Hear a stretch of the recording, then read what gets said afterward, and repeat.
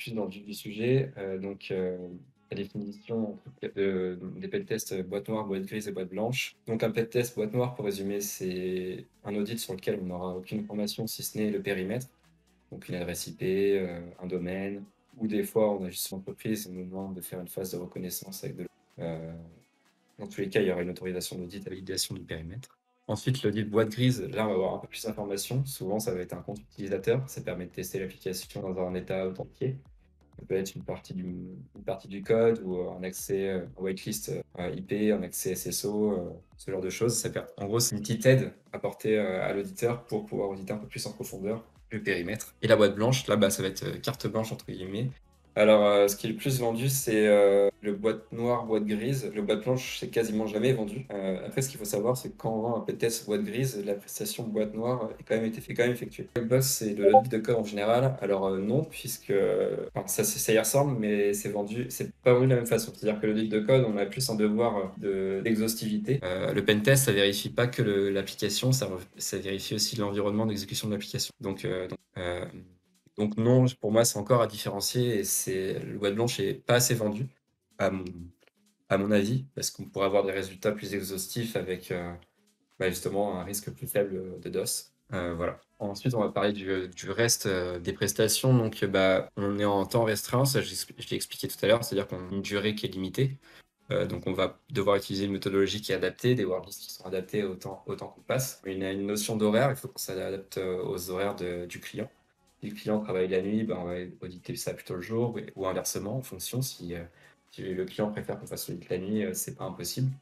Des fois, on peut avoir des décalages horaires. Si on a des applications dont l'utilisateur final est basé en Guadeloupe, il faut s'adapter au contexte. Et donc ensuite, la rédaction du rapport, pour résumer, fasse un rappel du contexte avec le périmètre, les contacts, la méthodologie, une synthèse managériale, la liste des vulnérabilités identifiées avec les risques, les preuves, les recommandations et les annexes et référentiels utilisés.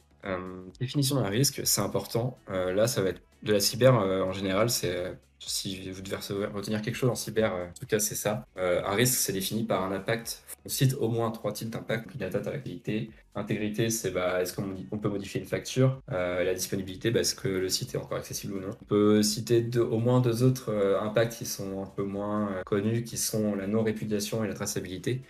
Si on peut supprimer les logs pour effacer ces traces, c'est grave. Et la non-répudiation, c'est si on peut réfuter une action, par exemple, est-ce qu'on peut réfuter une commande. Et la menace, elle est définie par un type d'acteur et une difficulté d'exploitation en fonction du modèle dans lequel on se place. Par exemple, ce qui est beaucoup utilisé par les pentesters et recommandé par l'ANSSI, c'est cette échelle de risque. Donc, échelle proposée par l'ANSSI, donc Agence nationale de sécurité des systèmes d'information. Donc pour une vulnérabilité, on va évaluer l'impact, par exemple un impact critique, et une difficulté d'exploitation qu'on va définir comme difficile. On va se retrouver avec un risque final qui est important, donc en bas à gauche. À l'inverse, si on a un impact qui est mineur et l'exploitation qui est facile, on va se retrouver avec un risque qui est majeur. Ce qui est intéressant au final, parce que malgré l'impact de la vulnérabilité, et ça va jouer notamment sur l'urgence pour les remédiations. Voilà, qu'on le veuille ou non, une exécution de code difficile à avoir, c'est un risque moins important qu'une fuite d'informations, facile à exploiter. En autre méthode de scoring, on va dire, on a CVSS qui est connu, donc Common Vulnerability Scoring System, qui permet d'évaluer justement, un score de risque en fonction de la difficulté d'exploitation d'une vulnérabilité. Donc là, ça prend un peu plus de paramètres en compte et c'est un peu plus proche de la réalité, on va dire, d'un test d'intrusion. Là, je vous ai mis qu'une partie des critères, mais on peut aller sur des critères plus avancés, qui est rarement fait. Mais en tout cas, ça se rapproche déjà un peu plus proche du pentest et ça va nous permettre d'avoir des vulnérabilités un peu plus cohérentes en termes de niveau de risque dans le classement. Je n'ai pas précisé, mais les vulnérabilités dans votre rapport, elles vont être triées en fonction du niveau de risque. Donc, comment ça se présente dans le rapport? Donc, on a une synthèse, on a un tableau de récapitulatif, et bien souvent, on a des cartouches de vulnérabilité, donc ça ressemble plus ou moins à ça. C'est pas obligatoire, la plupart des entreprises en mettent.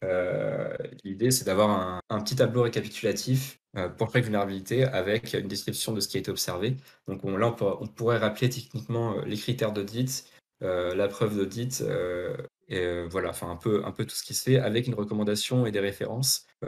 Bon, évidemment, là, vous n'avez pas tout sur ce cartouche-là. Nous, ce qu'on fait en général, donc chez Niji, c'est qu'on rajoute en plus de ça les preuves d'audit dans dans un bloc texte plus détaillé avec des captures d'écran, et cetera. Mais les cartouches d'audit, c'est quelque chose qu'on retrouve, régulièrement dans les rapports. Un type de pentest dont j'ai pas spécialement, parlé au début, mais qui existe et qui est un peu, pas surcoté, mais un peu, qui fait un peu la vitrine du pentest et ce qui attire beaucoup de monde, ça va être le red team. Le red team en pentest, qu'est-ce que c'est? Déjà, ça fonctionne avec une blue team et si possible une purple team. Ça s'applique aux entreprises qui ont un niveau de sécurité qui est mature. Donc l'idée d'une red team et d'une blue team, ça va être un jeu du chat et de la souris, avec une équipe qui va s'attaquer aux infrastructures d'une entreprise, donc la red team, et la blue team qui va être, va s'entraîner justement pour, elle plutôt, mettre en place des mesures de protection. Le but de ce fonctionnement red team blue team, c'est d'avoir, un peu une évolution constante et une amélioration continue avec la mise en place de nouvelles protections pour l'entreprise en question. En général, c'est le Red Team, Blue Team, ça s'applique sur des entreprises qui ont leur propre équipe de pen.